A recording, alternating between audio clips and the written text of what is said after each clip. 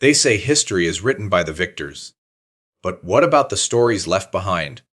Not the polished speeches of kings, not the official records of empires. I mean the whispers. The fragments. The things too dark, too dangerous, or too strange to survive in the open. History, my friend, is not a neat book with golden pages. It is a black box sealed tight by time, a box that carries secrets. Some inspire wonder, others inspire dread. And when you open it, when you dare to listen, you don't just learn about the past, you feel it breathing down your neck. Welcome to History's Black Box. Here, you will not hear ordinary tales of crowns and armies. Instead, you will be guided into the shadows, where forgotten truths wait like embers beneath the ashes.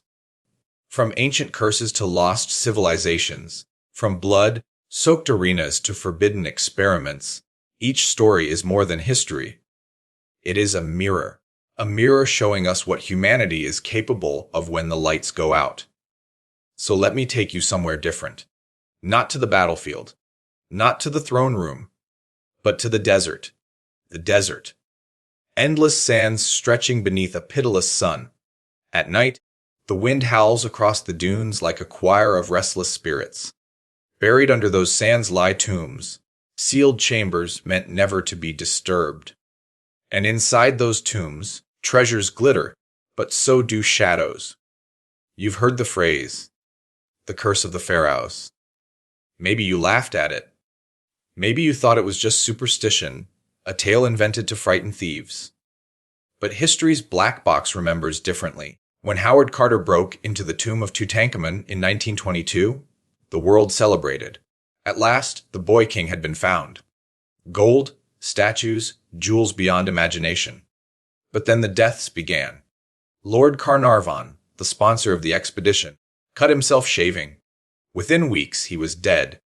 Newspapers screamed of a curse. Other members of the team followed. Strange illnesses, sudden accidents, coincidence, or the echo of something older than civilization itself. The truth is not simple, but neither is it silent. And this brings us to a different story. One less known. One not reported in the papers. A story hidden in the margins of dusty archives. The story of a shard, an object discovered in a tomb far from the Valley of the Kings. It was small, no larger than a hand. A metallic fragment, half buried in the sand near a collapsed sarcophagus. Strange in its shape, stranger in its markings. The archaeologists who first touched it described it as warm, as if the desert sun had seeped into it. But they found it at night. One of them swore he heard something when his fingers brushed its surface. Not a sound in the air, but inside his head. A whisper that said nothing he could understand. And yet he could not forget it.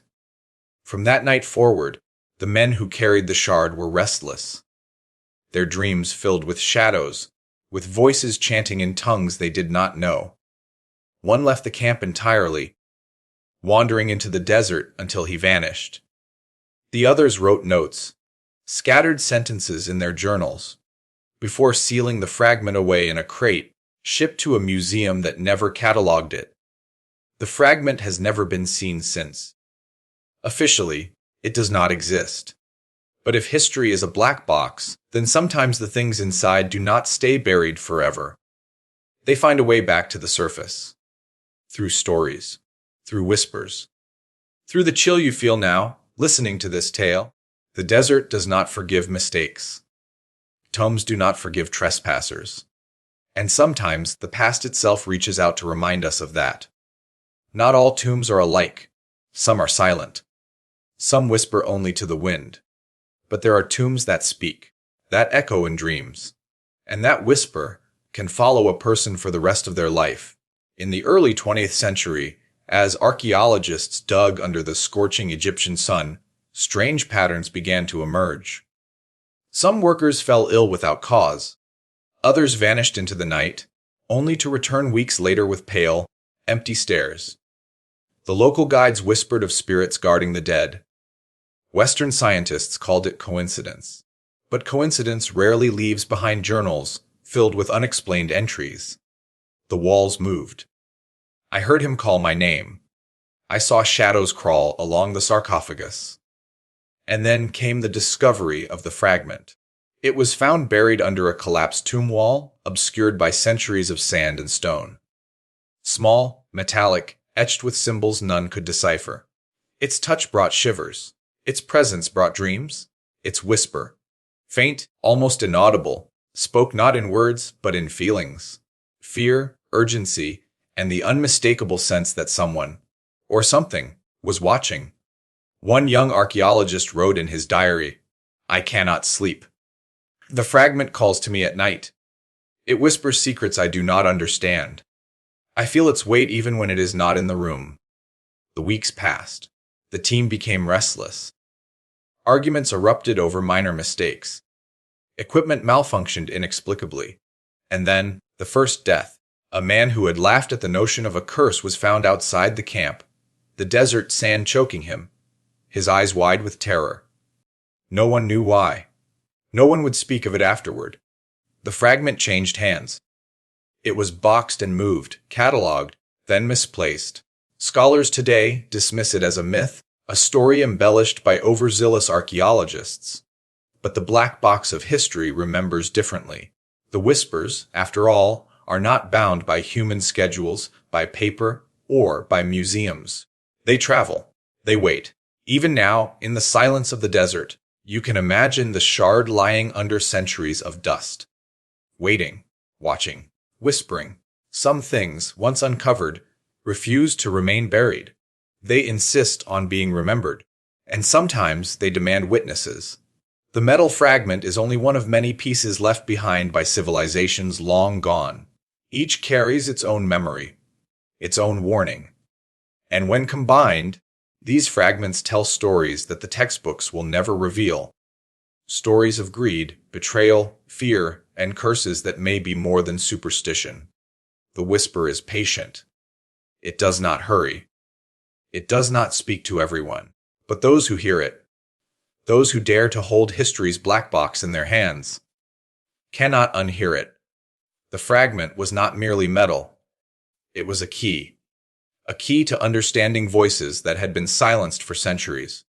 Scholars who dared to examine it closely reported seeing markings that shifted under candlelight, symbols that defied known hieroglyphics, patterns that seemed to tell a story, but whose meaning was only partially revealed, and then the whisper returned stronger than before.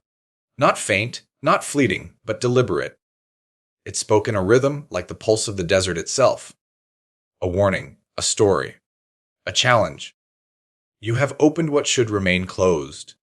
It seemed to say, yet here you are. Will you listen? Will you bear witness? The archaeologist who first touched the fragment felt a shiver run through his spine. The whispers were no longer confined to dreams. They came in waking moments. They lingered in the shadows of his lab, in the quiet hum of the museum, in the faint scratch of sand against the glass cases. Every object connected to the shard seemed to hum with its own secret. The metal itself was more than a relic, it was a conduit. It spoke of pride and ambition, of greed and betrayal, of rulers who demanded obedience and workers who defied their masters. It told of secrets buried so deep that even the sands seemed to forget them. And it spoke of consequences. Those who encountered these artifacts often reported strange phenomena. Dreams filled with ancient cities, torchlit corridors, eyes watching from the dark. A sense that the past itself had reached through the veil of time, demanding recognition, demanding respect. The fragment's power did not limit itself to Egypt. Pieces scattered across the world carried their own echoes, a golden amulet in a forgotten European crypt, a carved obsidian dagger in a South American temple, a silver pendant from the depths of a Chinese tomb. Each fragment whispered in its own language, but the message was unmistakable. The past refuses to remain silent. One night, as the archaeologist pored over his notes by candlelight, he noticed the markings on the shard seemed to shift. Hieroglyphs elongated, lines connecting in new patterns, forming something almost readable. He leaned closer, the flickering flame reflecting in his eyes, and for the first time, a phrase emerged clearly. Those who disturb what sleeps must carry the burden of its watch. The whisper returned, soft but insistent. It was not a threat, it was a statement, an explanation, a warning. And yet curiosity burned stronger than fear. The archaeologist reached out again. From that moment, the world of the whisper became undeniable. Shadows moved independently, corners of rooms darkened, as if the light itself feared to linger. He would wake in the night to find the fragment on his desk, though he was certain he had locked it away. Notes appeared in his handwriting that he did not recall writing. Dreams of sand and fire, tombs and corridors, haunted his sleep, and always the whisper patient, deliberate, waiting. Meanwhile, across the world, other scholars experienced similar phenomena. A historian in Istanbul reported hearing footsteps in the hallways of a museum after closing hours. A curator in London felt unseen hands brushing across her notes, rearranging them into indecipherable patterns. In Cairo, a night guard swore the metal shard in the museum glowed under moonlight, and the air around it carried the faint sound of chanting. It became clear the black box was not confined to a single place or time. Its influence spanned continents, centuries, and minds.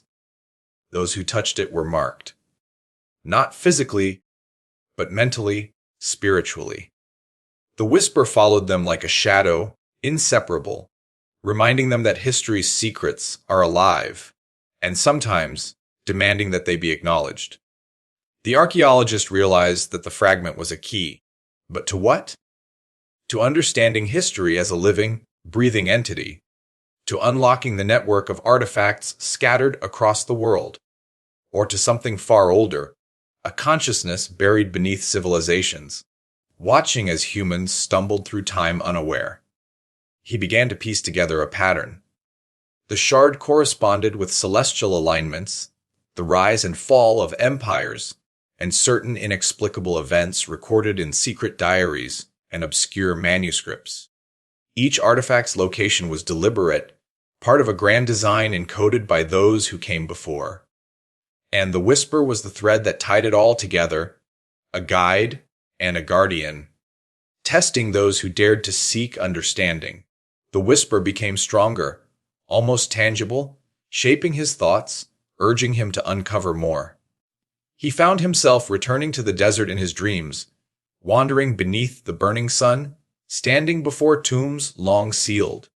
He saw the metallic shard lying among the sands, its surface etched with words and symbols that seemed to move when observed. And then the voice, distinct and commanding, whispered directly in his mind, "Do you see? Do you understand? You are part of the watch now." Fear gripped him, but fascination held him fast. He began reaching out to others who had encountered similar phenomena, forming a network of scholars, historians, and archaeologists who had all heard the whisper in some form. They shared experiences, clues, and fragments of knowledge. Slowly, a map emerged, one that traced a hidden history of civilization, linked by objects, whispers, and shadows that survived time itself. They discovered that the shard was not isolated. Across the globe, fragments formed a lattice of memory, each one a witness to greed, ambition, love, loss, and the consequences of disturbing what should remain hidden. Some fragments carried joy and light, others carried despair and horror. But all shared a common thread: they had survived because they demanded recognition, because their story had yet to be fully told. The more they uncovered, the more the whisper revealed. It spoke of alliances and betrayals between ancient rulers, of sacred knowledge hidden in the form of artifacts, of messages encoded not in words, but in symbols, materials, and placements. It was not merely history, it was guidance, warning, and revelation intertwined. Yet there was a danger. Those who became too entangled with the fragments risked losing themselves. Minds were tested. Dreams became labyrinths. Some scholars disappeared, leaving behind notes filled with frantic sketches and cryptic symbols. The whisper was patient, but not merciful. It was not punishment. It was a challenge, a call to acknowledge the weight of knowledge and the responsibility that comes with it. One night, the archaeologist dreamt of standing before an immense, dark chamber. At its center lay a sarcophagus, cracked and partially buried in sand. The shard floated above it, glowing faintly. Shadows moved around him, forming shapes of men and women who had long passed, their eyes imploring, their gestures pleading. And then the whisper spoke, louder than ever. The black box opens only to those who understand its cost. Do you? He awoke in a cold sweat, the shard on his desk as if it had never left. The room was silent except for the faint hum that seemed to emanate from the artifact itself. The weight of responsibility settled on his shoulders. He was no longer merely an observer of history. He was part of its continuum, a witness to the living memory of the past. As he connected with other scholars, a pattern emerged.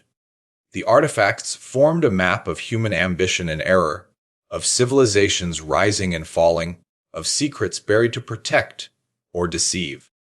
They realized that the black box, the whisper, was a consciousness of history itself, not alive in the traditional sense, but sentient in the way that memory can be. It was an echo of all that had been, all that was hidden, and all that demanded to be remembered. They began to piece together the implications. Every decision in history, every act of creation and destruction, left traces. Some were recorded in texts and monuments. Others were embedded in objects that survived millennia. And the whisper guided them, not with commands, but with insights, urging them to perceive the unseen and comprehend the unspoken. The scholar realized that the journey would never end. The fragments were infinite in their stories, the whispers endless in their guidance.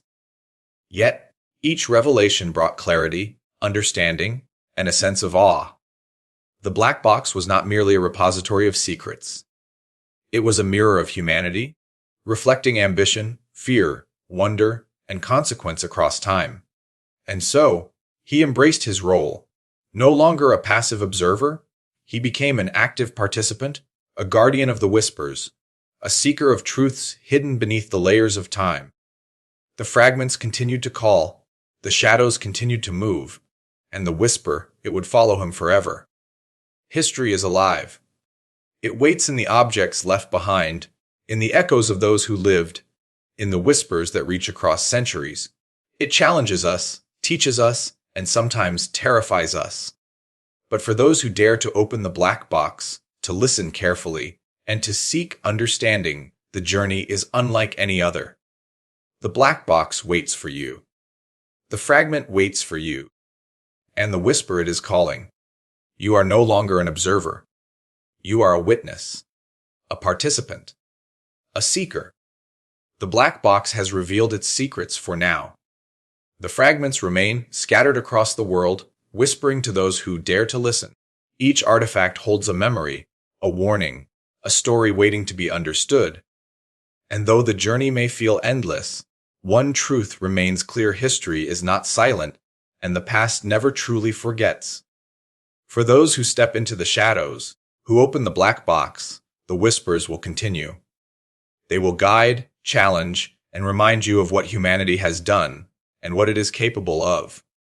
The fragments are patient. The black box is eternal. And the whisper, it waits for you.